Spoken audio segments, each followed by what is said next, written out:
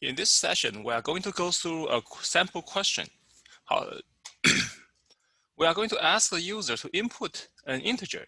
Then we will calculate the factorial of the integer using for loop.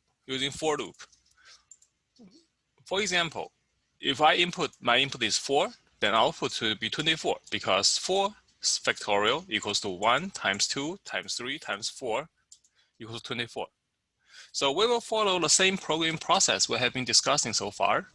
We should clearly define what the program is to do, which is calculating the factorial of an input integer, and visualize the program running on the computer. The visualization will be like this: input and output.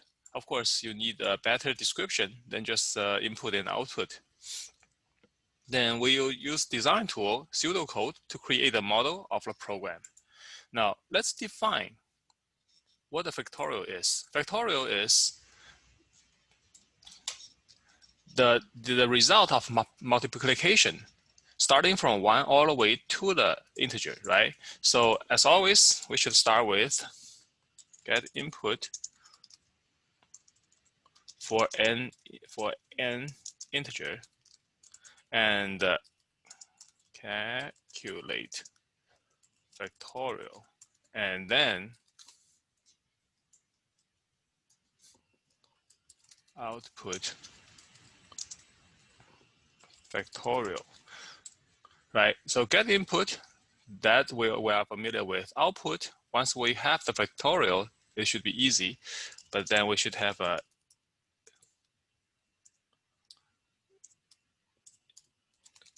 variable factorial.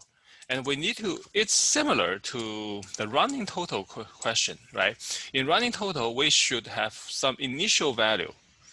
In the end, we want to output the total, but we should have some initial value. The difference here is for running total, all the calculations should start with 0. The total is 0 at the very beginning. So we will set the accumulator or a total to 0. But for factorial, the first one should always be 1. Only after you have a 1, then you can times 1 times 1 times 2 times 3 times 4. That's how you do the factorial calculation. In fact, for all the multiple multiplication issues, you always should initialize that to 1. If you initialize that to 0, then of course, whatever you calculate will become 0, right? So how do we calculate factorial? For every integer starting from 1. And what is this starting from 1? That's the initialization.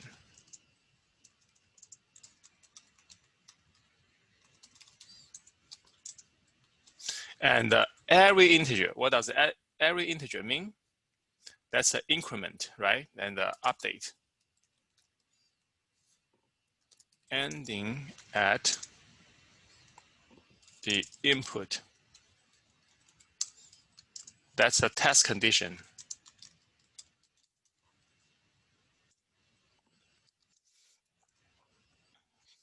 Factorial should, we should time multiple that integer with factorial. So it's factorial times equals to integer.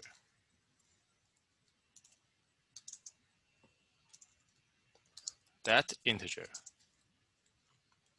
That which is the integer starting from 1, ending at input.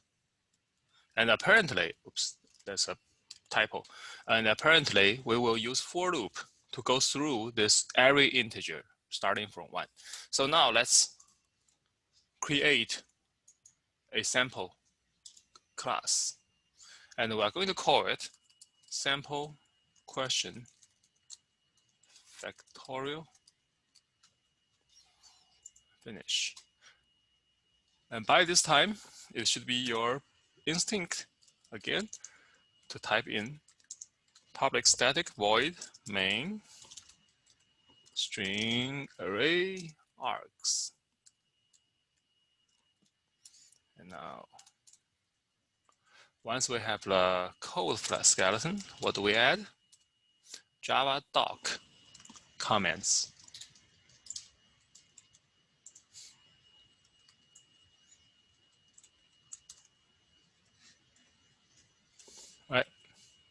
And then Java doc comments for main.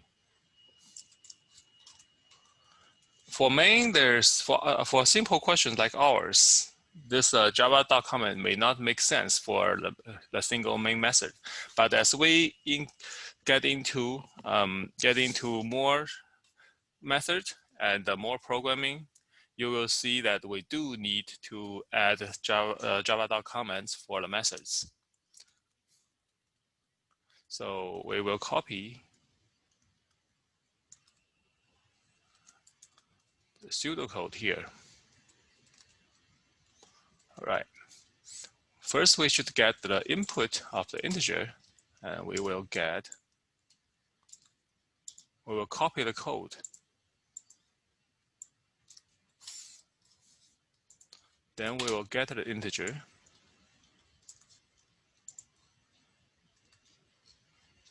Please enter a number.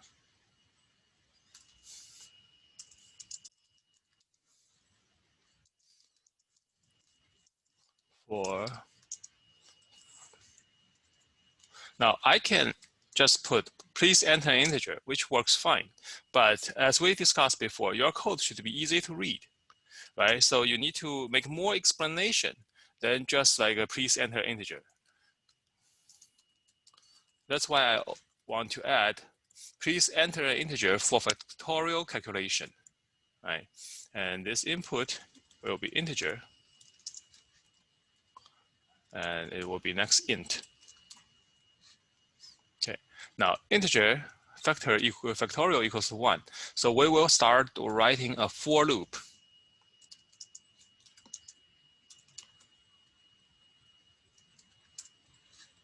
And factorial times equal, that's the body, right? So for loop, we will have an int I equals to 1, starting with 1. That's initialization. And we will perform an increment for each to get each and every integer between 1 and n and input. But eventually, I should be less than or equals to input, right? And then factorial will be times by I.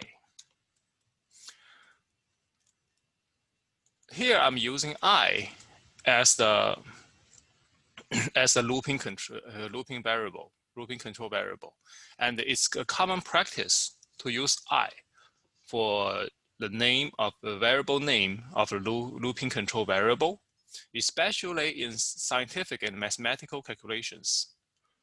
If you are handling other process like string, maybe you will use something else. But for numerical calculation, it's a common practice to use I as the name of the looping variable. And finally, we will do output.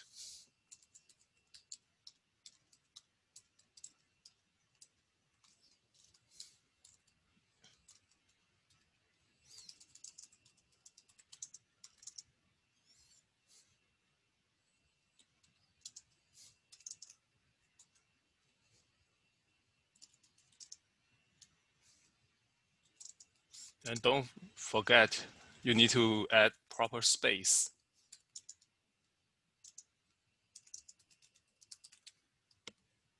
All right, so this should be working. I'm entering, let's say 4. The factorial of 4 is 24, all right?